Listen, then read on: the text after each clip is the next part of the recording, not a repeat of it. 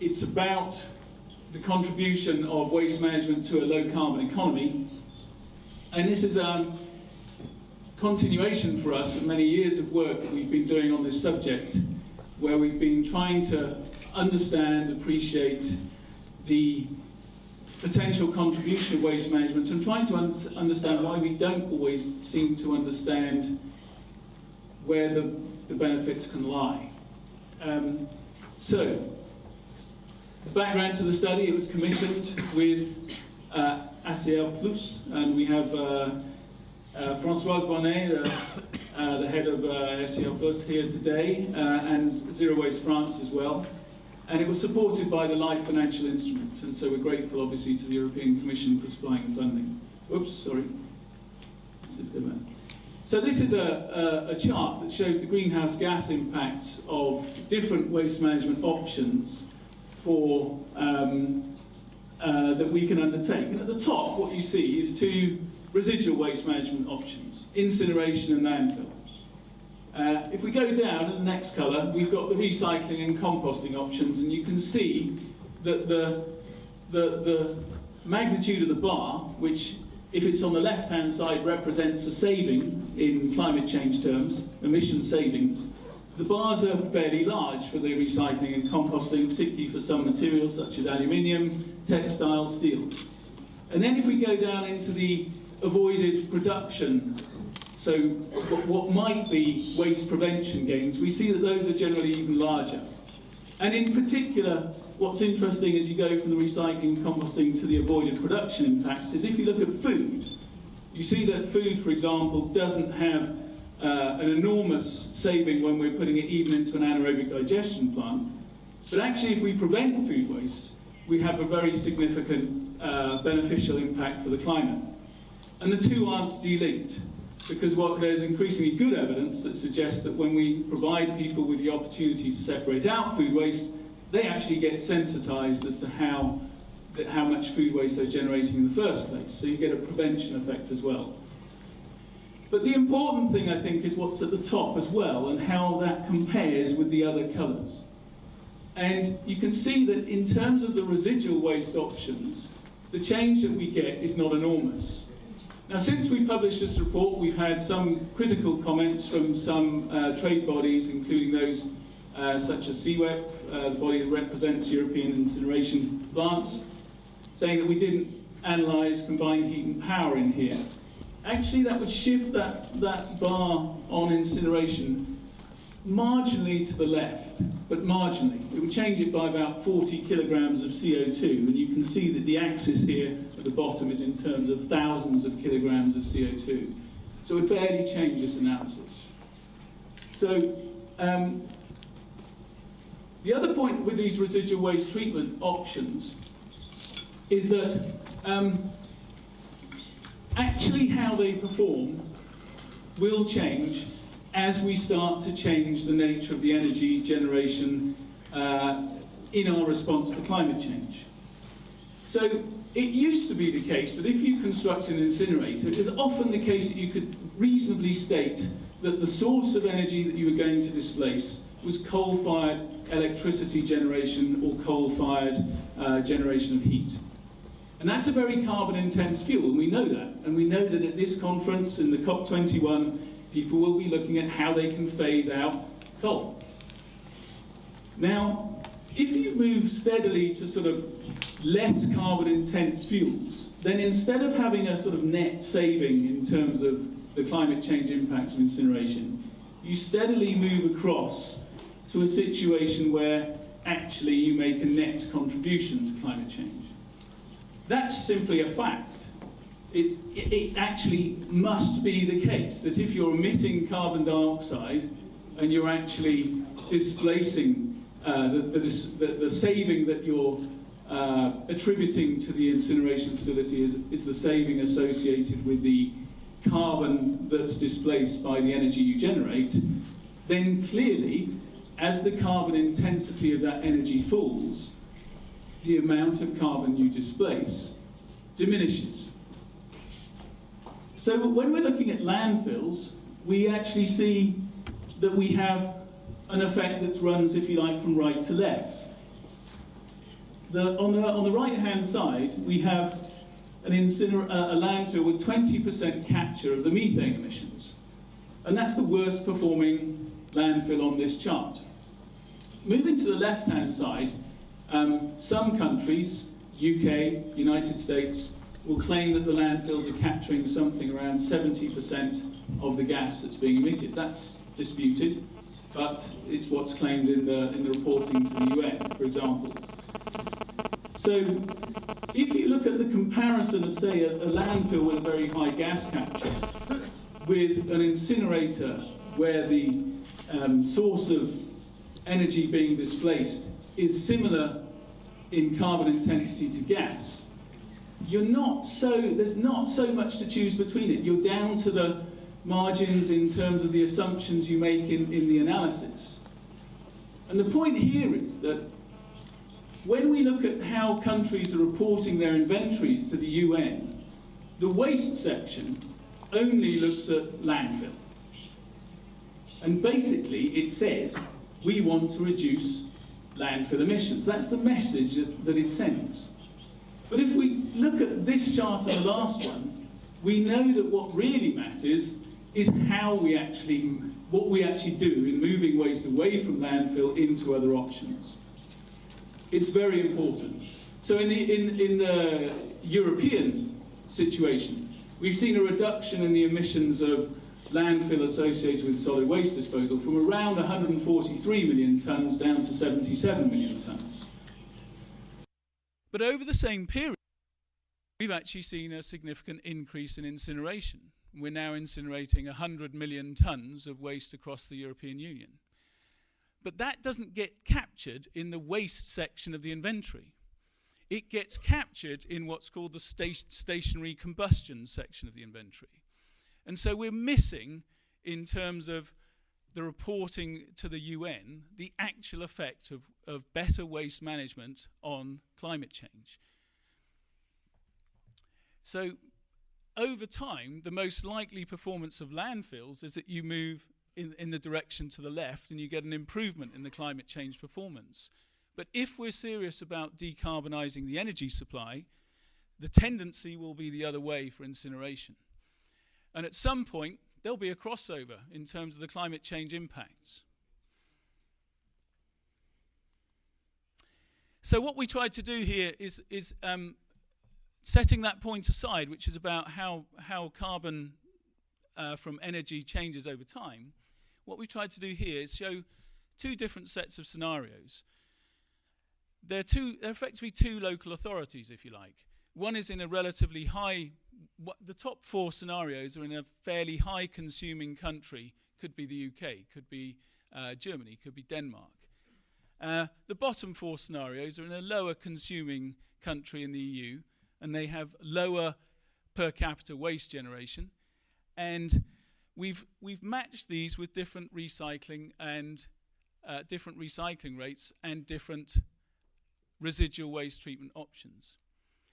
And if you look at the carbon emissions associated with this, first of all, it becomes obvious that the most important thing is the effect of the consumption. So it's not how we treat the waste, it's how much waste we generate. And that becomes even more obvious if I just sum up those positive and negative figures. So if I'm in a high consuming country, there's no question about it, I'm doing something probably worse for the environment than in a low consuming country. Similarly, if we're within a country, if we're doing better on waste prevention, we're probably doing more good for the environment than in an area that's not doing anything on waste prevention. And this just shows the waste management impacts only.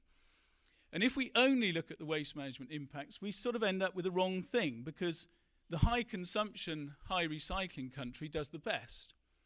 Why? Because there's more material to be recycled. And that's how the analysis tends to get done. So the analysis often gets done as though the waste prevention aspect doesn't matter. And that's a really important point. This isn't just about recycling rates. And we can show this even more clearly when we try to compare these different scenarios in terms of their performance. I'll skip that because it's not such an obvious question. But the first recommendation we wanted to make in the report then was that the policies around waste management, we focused a lot in Europe over the last 20 years on how much waste a country is landfilling. Our point here is that's not really the point.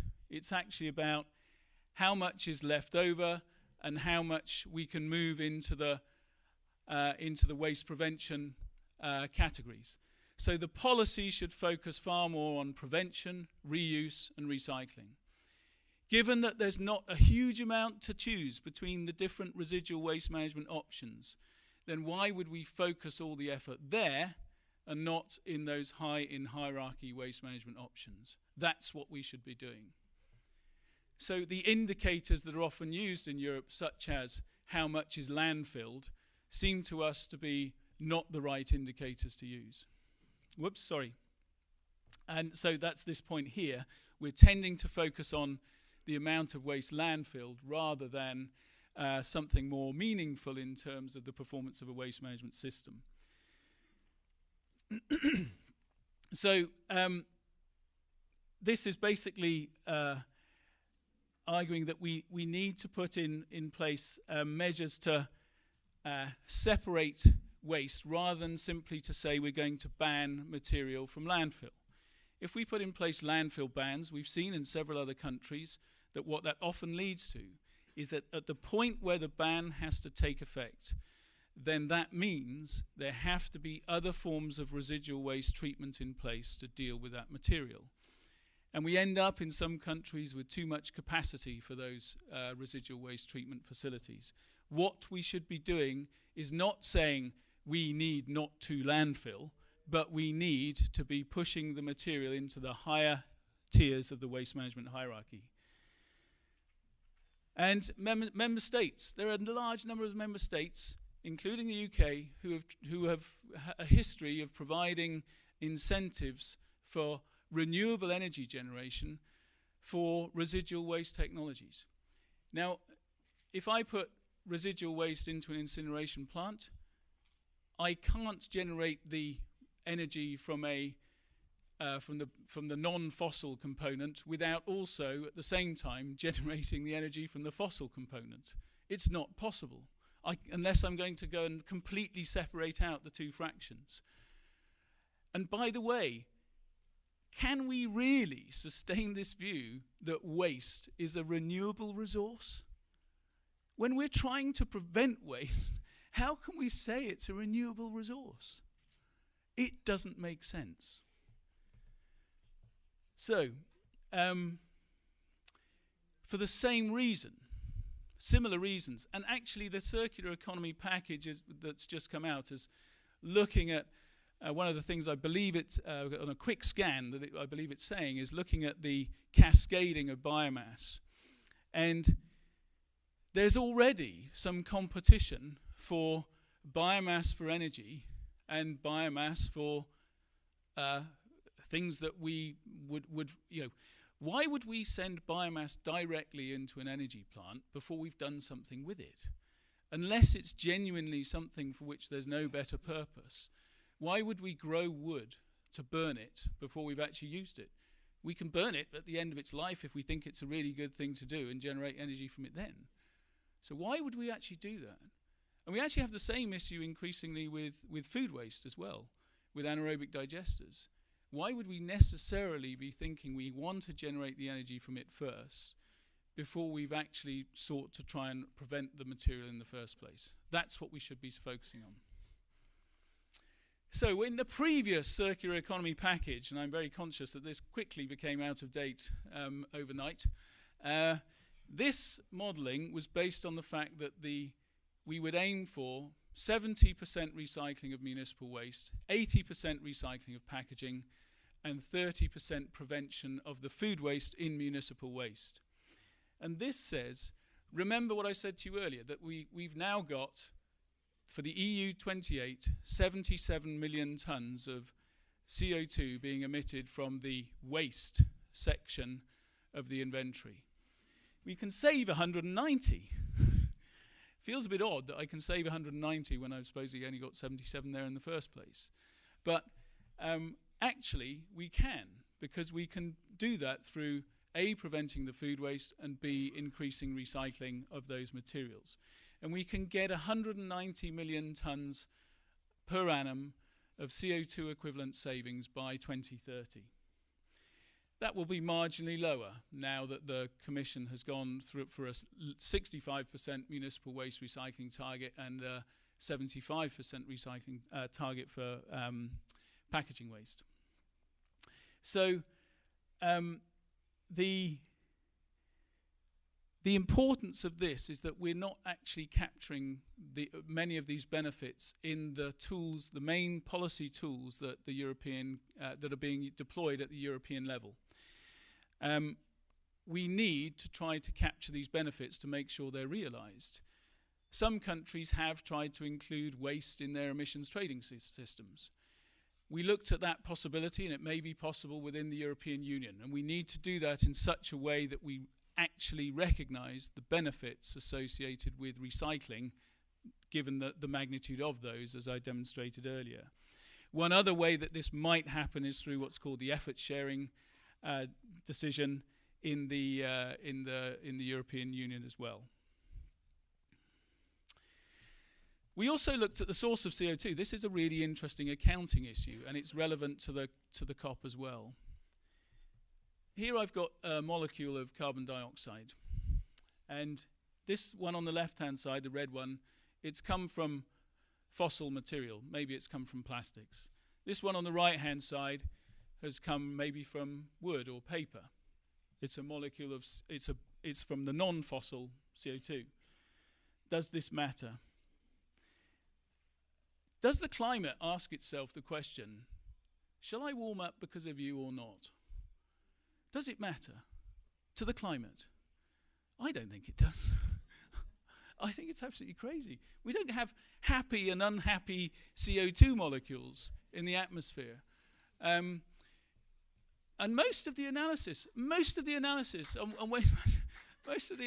on waste management gets conducted as though, for some reason, the climate won't warm up because you're a happy biogenic CO2 molecule, but it will warm up because you're a dirty fossil-derived molecule of CO2. Why? Why wouldn't you count them all and actually say, well, if my system has an impact on the saving and the sinks for greenhouse gases, then that would be a reason to ignore or to offset some of that non-fossil CO2. But that's not a reason when you're doing a comparative analysis between landfill, incineration and recycling. The only bit there that affects the sources and the sinks of CO2 is possibly the rate of harvesting of the wood that you might use to generate the paper. And so some studies have looked at the effect of the changing rate of paper, wood extraction for paper on climate change emissions. But you wouldn't ignore any molecule of CO2. You'd count them all and you'd say, how do the systems compare?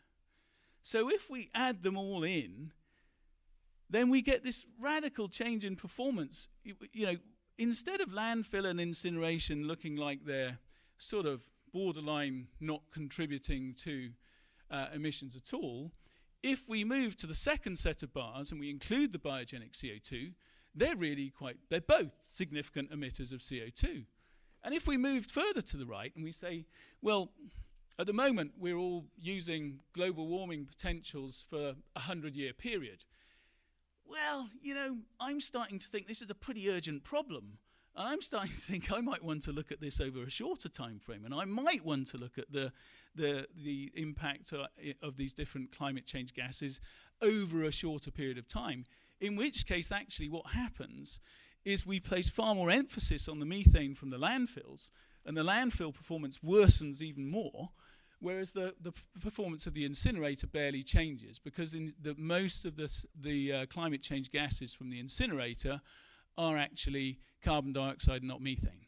But the point is they're both going to be larger contributors if we start to take into account the non-fossil CO2 as well as the fossil. And in a comparative analysis of waste management options, we definitely should. So, the obvious recommendation that follows, all the analyses should take into account the fact that that all of this CO2 is relevant. And we should take all of those effects in terms of sinks also into account. There's an interesting part of the UNFCCC, that there are inventories that are reported to the UN. The AFOLU, agricultural, forestry and other land use sector. The reports that are made into that sector try to take this into account through adjustments in the sink and source capacity of land use changes over time. And they also have part of the inventory where they look at what's called harvested wood products. And of course the harvested wood products are what in theory ends up in these biogenic CO2 calculations. But you know, that is not particularly well dealt with in the inventories. And it would be much safer if within the inventories we reported that non-fossil CO2 being emitted, in my view, than pretending that we know exactly what's going on through those harvested wood product entries into the inventories. That's a technical point, and apologies for the detail. One other thing about the inventories, very quickly. The landfill stuff, on the left-hand stuff, the residual waste management, if you like, some of it gets reported in the waste section of the inventory. If it goes into an incineration plant, it gets reported under the stationary combustion part of the inventory. The transport component will go into the mobile combustion part of the inventory. If you're collecting food waste, then your emissions maybe from compost and AD might go under the waste inventory. But if you're recycling, and we've seen how important the potential benefits from recycling can be, where does this get reported in your inventory? So what encouragement do you get to recycle more material through the inventory? Well, it depends, is the answer. And it depends on where the primary raw materials that you are using in your country come from. Do they come from your own country or do they come from overseas? And where does the secondary material get reprocessed? You could be in a situation where even though we know that for the planet as a whole, for every ton of aluminium we recycle, we save 10 tons of CO2. By and large, that's not that controversial. You could be in a situation where if you import primary aluminium, but then you start to recycle more and you recycle it locally, your inventory shows an increase in emissions. Where's the logic in that? I decided in my country that we should recycle more. And what reward did I get for this globally significant gesture? I had to report an increase in emissions in my inventory. It makes no sense. So this is, you get various different outcomes depending on whether you're an importer of raw material and whether you're exporting your secondary material. It matters. And so when the IPCC in its fifth assessment report says it's surprising that countries don't orient their waste management policies more towards climate change, I don't find it surprising at all, because the way the inventories are structured, they don't encourage people to do that. And that's a really important point for this conference in COP21. It's a really significant point. If we're all globally going to improve waste management to try to save the planet, we are going to have a form of inventory that enables us to demonstrate the benefits of the activity that we undertook in order to address climate change. And at the moment that doesn't happen. So the recommendation here is that we need something that actually says, that indicates better, through memorandum items if need be, the fact that we are contributing in a positive way to mitigating climate change. In the longer term, it would be much better, this is some way off I guess, if instead of countries reporting inventories in terms of the emissions that are produced within their borders, that actually we said we want the inventories to be based on the emissions associated with what we consume. And just this final point. here's the old conventional waste management hierarchy. And on the right-hand side, I've put the hierarchy from the point of view of a financial institution. Big bucks at the bottom, mega bucks for the energy. Pretty awkward when I'm dealing with recycling. Preparation for reuse, well, that's a third sector thing, isn't it? So that's peanuts. And at the top, again, peanuts. Now look, in the financial sector, if you're innovative enough to enable, to bring the financial system almost to its knees without anyone realizing it, surely you can reconfigure typical project finance models to enable you to support the things that we should be supporting. And at the moment, international financial institutions are queuing up with the megabucks at the bottom, and they're not thinking significantly about how to configure, how to support better projects that are going to do more at the top of the waste management hierarchy. Now, we've got to sort that out. So regional funds in the EU, we're moving in that direction through cross-conditionality against the waste targets in Europe. But outside of Europe, it's other organizations, the International Finance Corporation, EBRD, and other funds, other development banks, Asian Development Bank, Inter-American Development Bank, etc., etc. We've got to start thinking of models that start to support projects that really have a major impact on climate change, not the ones that play at the bottom of the hierarchy and where, as I hope I've shown, the impact is relatively small. So I'd really like to thank you for listening. I hope I've sort of stimulated some thinking, and look forward to any questions. Thank you.